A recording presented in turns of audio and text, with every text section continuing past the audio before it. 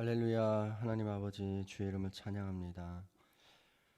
우리에게 늘 말씀하시고 찾아오시고 하나님의 그 넓은 품으로 우리를 안아주시는 그 하나님의 영광을 노래합니다. 이 새벽 이 아침에 오늘 하루도 동행하실 그 하나님의 그 은혜를 더 깊이 경험할 수 있는 시간 되게 하여 주시옵소서. 예수님의 이름으로 기도하였습니다. 아멘. 찬송가 312장 찬양하겠습니다.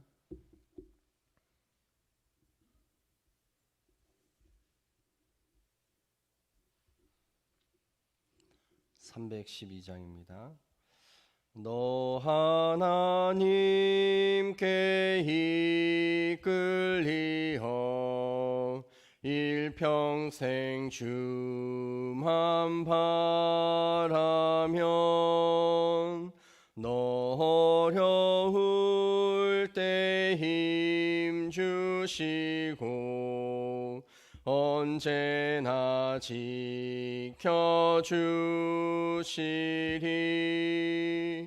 주 크신 사랑 믿는 자 그 반석 위에 서리라. 너 설레는 맘 가다듬고 희망 중 기다리면서 그 은혜로우신 주의 뜻과 사랑에 만족하여라. 우리를 불러주신 주 마음에 소원하신다. 주 찬양하고 기도하며 내 본분 힘써 다하라. 주 약속하신 모든 은혜 내게서 이루어지리라. 참되고 의지하는 자 주께서 기억하시리.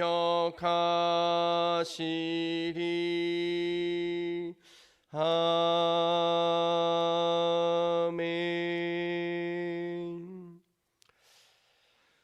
오늘 우리들에게 주시는 하나님의 말씀은 데살로니가 전서 2장 1절에서 12절입니다.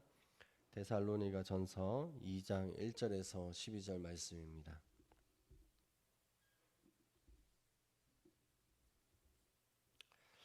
우리 함께 한 목소리로 봉독합니다. 형제들아, 우리가 너희 가운데에 들어간 것이 헛되지 않은 줄을 너희가 친히 아나니, 너희가 아는 바와 같이 우리가 먼저 빌립보에서 고난과 능욕을 당하였으나 우리 하나님을 힘입어 많은 싸움 중에 하나님의 복음을 너희에게 전하였노라. 우리의 권면은 간사함이나 부정에서 난 것이 아니요 속임수로 하는 것도 아니라 오직 하나님께 옳게 여기심을 입어 복음을 위탁받았으니 우리가 이와 같이 말함은 사람을 기쁘게 하려 함이 아니요 오직 우리 마음을 감찰하시는 하나님을 기쁘시게 하려 함이라. 너희도 알거니와 우리가 아무 때에도 아첨하는 말이나 탐심의 탈을 쓰지 아니한 것을 하나님이 증언하시느니라. 또한 우리는 너희에게서든지 다른 이에게서든지 사람에게서는 영광을 구하지 아니하였노라. 우리는 그리스도의 사도로서 마땅히 권위를 주장할 수 있으나 도리어 너희 가운데서 유순한 자가 되어 유모가 자기 자녀를 기름과 같이 하였으니 우리가 이같이 너희를 사모하여 하나님의 복음뿐 아니라 우리의 목숨까지도 너희에게 주기를 기뻐함은 너희가 우리의 사랑하는 자 됨이라. 형제들아, 우리의 수고와 힘쓴 것은 너희가 기억하리니 너희 아무에게도 폐를 끼치지 아니하려고 밤낮으로 일하면서 너희에게 하나님의 복음을 전하였노라. 우리가 너희 믿는 자들을 향하여 어떻게 거룩하고 옳고 흠없이 행하였는지에 대하여 너희가 증인이요 하나님도 그러하시도다. 너희도 아는 바와 같이 우리가 너희 각 사람에게 아버지가 각기 자녀에게 하듯 권면하고 위로하고 경계하노니 이는 너희를 부르사 자기 나라와 영광에 이르게 하시는 하나님께 합당히 행하게 하려 함이라. 아멘. 필립 얀시라고 하는 분이 계신데, 이분이 쓴 책 중에 하나님 당신께 실망했습니다 라고 하는 책이 있어요.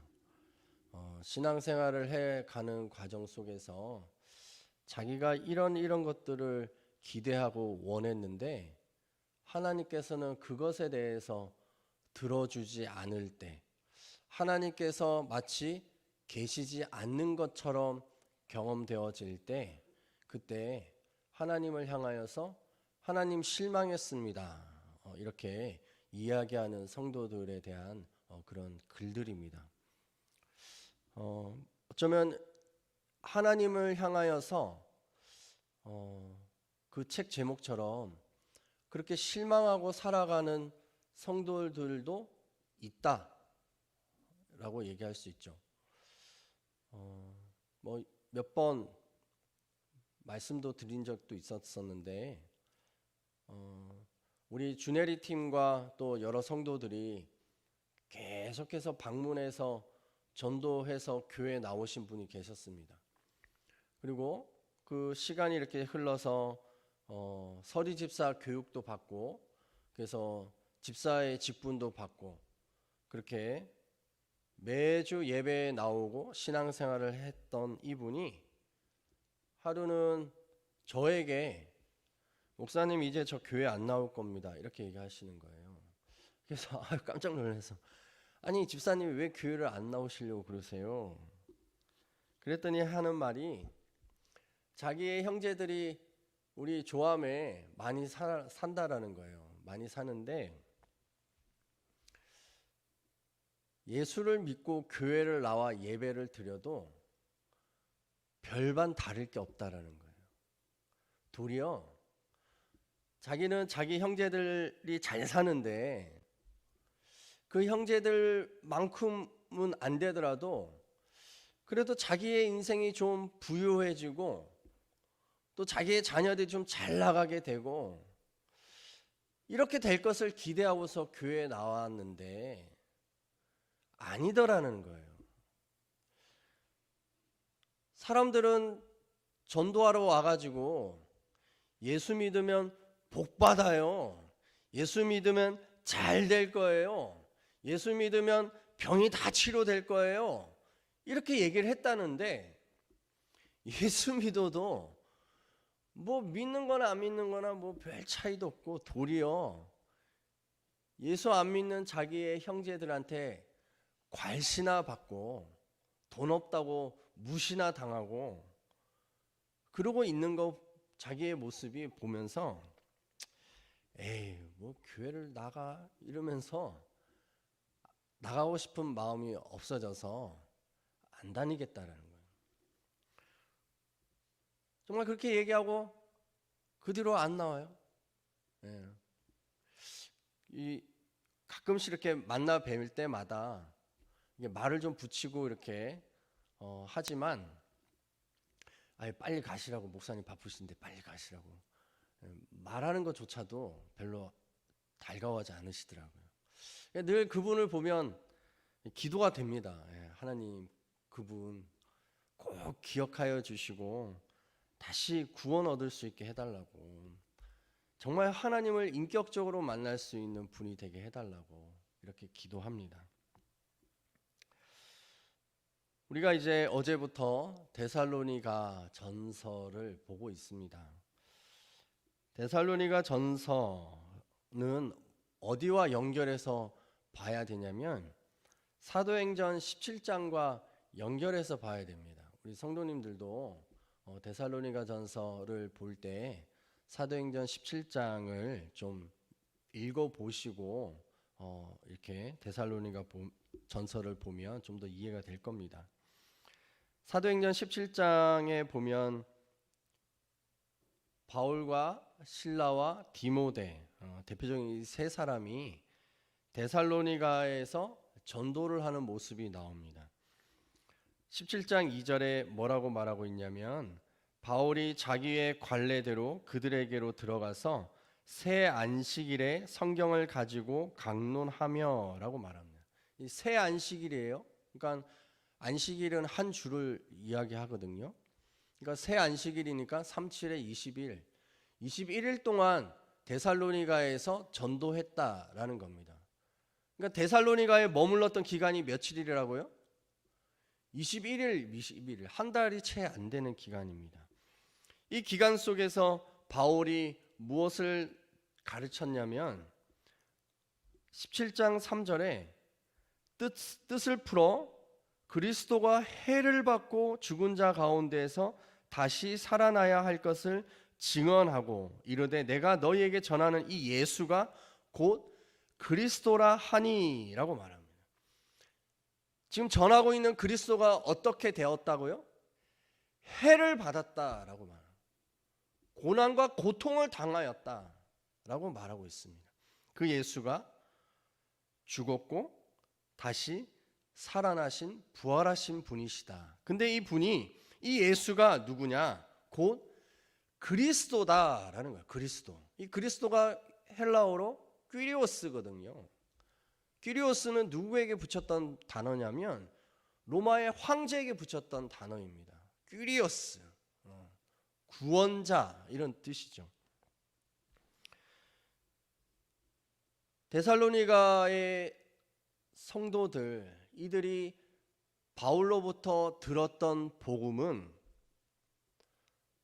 환난과 고통과 거친 복음이었습니다.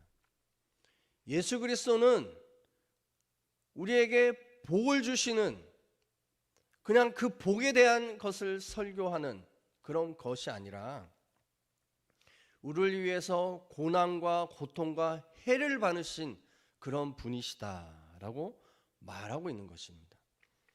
그래서 데살로니가 전서 1장에서도 1장 6절에 너희는 많은 환난 가운데서 라고 말하고 있는 거예요. 한 3주밖에 전도를 받지 못했던 사도 바울에게 말씀을 배우지 못했던 이들이 많은 환난을 견딜 수 있었던 그 이유가 무엇이냐?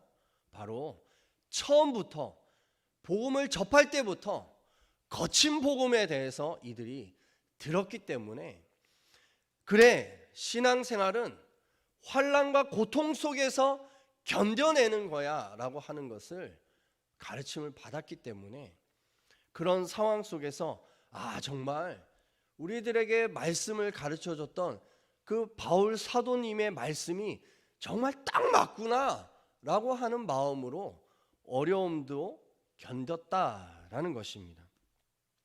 근데 오늘 우리가 읽었던 이 데살로니가 전서 2장의 말씀을 잘 보면 지금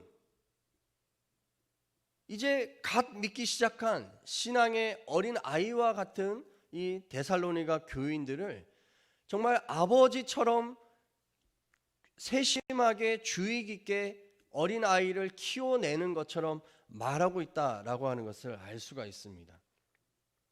그래서 우리가 읽었던 데살로니가 전서 2장에서도 7절에서 뭘 말하냐면 유모가 자기 자녀를 기름과 같이 어린아이를 이렇게 키워내는 유모처럼 또 뭐라고 말합니까? 또 11절에 보면 아버지가 자기 자녀에게 하듯 권면하고 라고 말합니다. 3주밖에 만나지 못했던 이 데살로니가 성도들이 지금 어떤 상황에 처해 있냐면 바울 사도를 향하여서 대적하는 자들이 거짓말과 사기의 이 말들을 데살로니가 교인들에게 주고 있는 것입니다. 사도행전 17장 7절에 보면은 유대인들이 바울을 로마 정권에 고소를 합니다. 뭐라고 고소하냐면 다른 임금 곧 예수라 하는 이가 있다 하더라 라고 고소를 합니다. 다른 임금이 누구예요? 다른 황제가 있다는 거예요. 아까 그리스도, 퀴리오스라고 했잖아요. 이것은 로마 황제에게 붙이는 칭호였는데 그 퀴리오스라고 하는 예수라고 하는 이 메시아, 이 황제와 같은 사람을 전하고 있다라고 고소한 겁니다. 그래서 그 데살로니가 성이 난리가 난 거예요. 지금 아니 반역이다라는 거죠. 반역이다. 어떻게 로마 황제와 대적하는 또 다른 사람을 전할 수 있단 말이냐, 뭐 이렇게 난리가 난 겁니다. 이런 상황 속에서 사도행전 17장 10절에 보면 밤에 형제들이 곧 바울과 실라를 베레아로 보내니라고 얘기합니다. 그러니까 지금 바울과 이 실라 디모데가 한밤중에 뭐 한 거예요? 야밤 도주한 겁니다. 낮에 이 데살로니가 성도들을 만나서 우리가 이제 떠나가야 되겠습니다. 상황이 이렇게 급박하게 어려우니 우리가 떠나가더라도 당신들의 믿음 잘 지키십시오 라고 하는 권면의 말을 할 시간도 없이 한밤중에 어느새 자고 일어나 보니까 바울과 실라와 디모데가 사라져 버린 거예요. 그러니까는 이 성도들이 뭐라고 생각하겠어요? 와, 서운하다. 어떻게 우리에게 인사 한번 하지 않고 그렇게 훌쩍 떠나가 버리냐? 아니, 야밤 도주한 이유가 대체 뭐야? 그 주변의 사람들이 부추기는 겁니다. 저 바울이라고 하는 저 사도, 야, 웃기지도 말라고 그래. 제가 사도라고? 사도는 예수님을 직접 만나서 부름 받고 파송받은 사람을 사도라고 그러는데 바울이 예수를 만났어? 만나지도 못했대. 그런데 무슨 사도야? 그리고 정말 정정당당하다면 낮에 당신들을 만나서 데살로니가 성도 너희들을 만나서 작별 인사라도 해야 되는 거 아니야? 분명히 뭔가 캥기는 게 있으니까 밤중에 도망간 걸 거야. 막 이렇게 거짓말을 만들어내는 이야기들을 한 겁니다. 그래서 오늘 읽었던 데살로니가전서 2장에서는 사도 바울이 뭐라고 말합니까? 1절에서도 우리가 너희 가운데 들어간 것은 헛되지 않은 줄 안다. 바로 그것은 뭐냐? 우리가 너희들에게 어떤 이득을 취하려고 한 적이 한 번도 없다. 심지어 우리들은 밤낮으로 다른 직업을 가지고서 일을 하면서 우리가 돈을 벌어서 그 돈으로 너희들을 섬기고 너희들에게 전도했던 그 삶을 살았다라고 바울은 하나씩 하나씩 이야기를 하고 있는 겁니다. 그러니까 자기들에게 있는 그 거짓말에 대해서 지금 바울은 자기의 변호하고 있는 이야기들을 하고 있는 것입니다. 그러면서 데살로니가 성도들에게 무엇을 말합니까? 너희들에게 장차 큰 환난이 닥치게 될 텐데 그것은 예수 그리스도께서 다시 재림하실 그때를 기다리고 있는 사인과 같은 것인데 너희들 그 환난 가운데 견뎌내야 돼, 이겨내야 돼, 믿음의 경주를 꼭 완주해야 돼 라고 하는 말을 하고 있다라는 것입니다. 그래서 우리가 읽었던 말씀 속에서 무엇을 말합니까? 2절에 보면 우리 2절 한번 같이 읽어볼까요? 시작.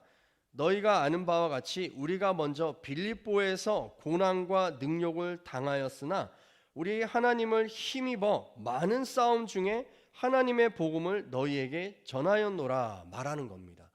자, 사도 바울이 당하였던 일들이 뭐였어요? 빌립보에서 고난과 능욕받았다라고 말합니다.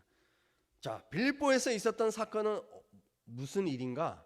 이제 이거를 알려면 또 사도행전 16장을 봐야 됩니다. 사도행전 16장에 보면 22절에 이렇게 말합니다. 빌립보에서 있었던 사건이에요. 무리가 일제히 일어나 고발하여 상관들이 옷을 찢어 벗기고 매로 칠하여 많이 친 후에 옥에 가두고 라고 말합니다. 지금 전도하고 있는 바울과 실라를 빌립보에 있는 관리들이 잡아다가 재판도 하지 않고 그냥 많은 사람들이 둘러싸고 있는 그 자리에서 옷을 찢어가지고 어떻게 했다는 거예요?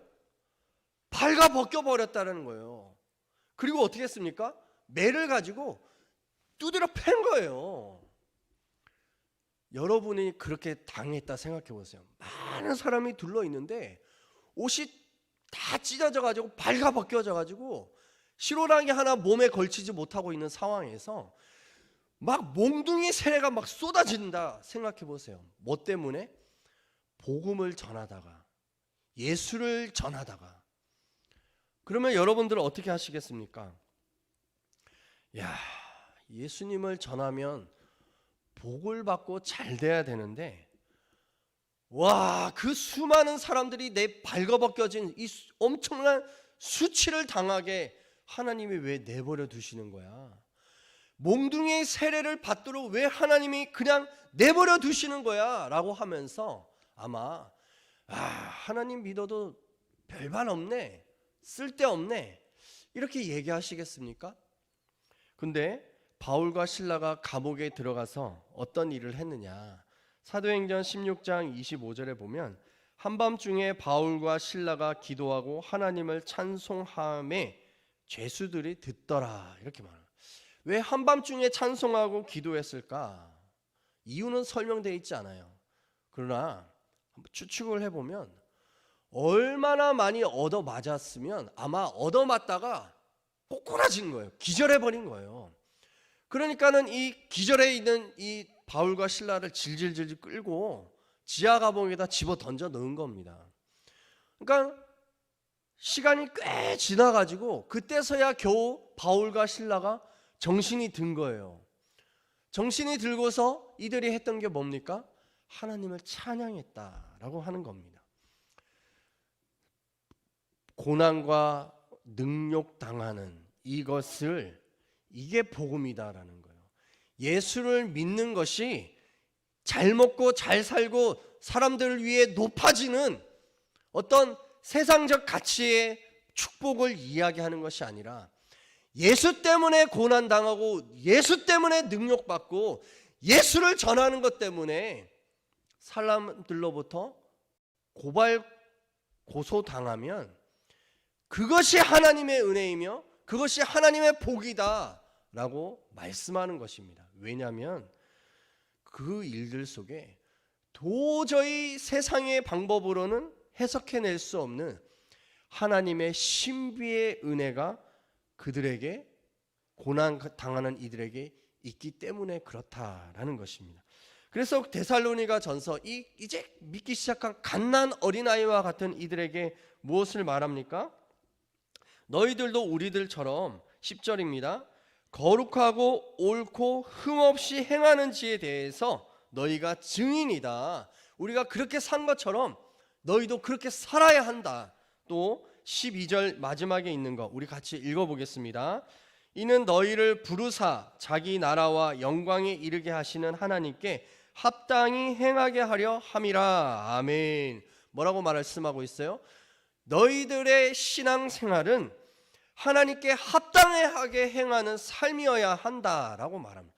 바울은요, 믿음으로 말미암아 구원을 얻는다라고 그것만 얘기하지 않습니다. 진짜 믿음은 어떤 삶을 산다? 복음에 합당한 삶을 살게 되어 있다라고 말합니다. 진짜 구원 얻을 믿음은 그렇게 거룩한 하나님을 닮아가는 삶을 산다라고 분명하게 말하고 있습니다. 믿는데 믿는 대로 살지 않는다, 그거는 진짜 믿음이 아니다. 바울은 바울 서신에서 계속 이야기하고 있습니다. 우리의 삶 속에서도 오늘날 어떤 상황 속에 있습니까?